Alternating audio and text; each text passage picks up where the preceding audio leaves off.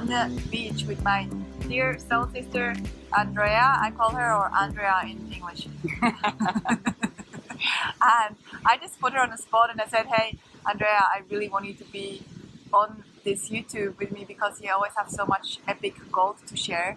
So I just said, hey, can you share something? She said, of course, honey. Of course, anything for you. I never really had a choice. That's true. Which is what I want to talk about. Yes, let's do it. But my hand is a bit sore, so I'll just go like this and you talk. Whatever makes you happy. I'm so happy.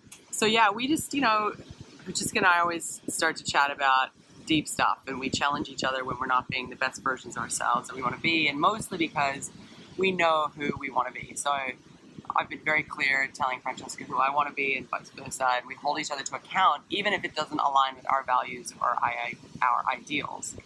And that's been a really interesting component of our friendship. So I'm sitting here having a conversation, and I was saying something, and I asked her outright. I said, do I sound like I'm kind of whinging about something? And she's like, yeah, that's why I started reading, because you were boring.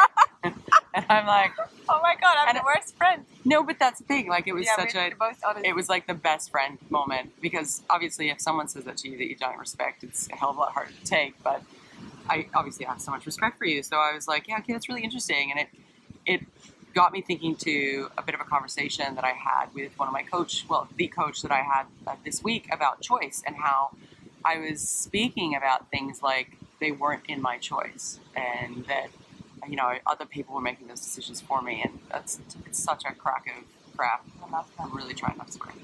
And it was such a really, really pertinent point in, a pivot of thought for me. And so we were just sitting here having a chat, and Francesca says, oh, do you want to stay for dinner? And I said, oh, no, I've got a problem. I got to go. And she's like, why is it a problem? It's like, it's your choice if you want to stay or if you want to go. And I'm like, yeah, you're right. I've just finished telling you all about how it's my own choice as to how I want to live my life. And it's my choice to sit in a moment. So, I choose to be in that job today, or I choose to be with that person today, are kind of the conversations that I'm referring to.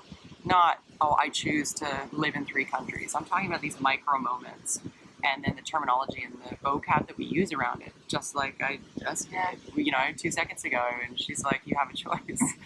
Like, I love it. Yeah, so it's a really good tip. I love this. Yeah, so, we choose our lives, and I guess I speak for myself only when I just say, there are moments when I get into my own kind of self thoughts and feeling like I'm not really living the life that I think I should be living, or whatever that looks like in my fantasy world.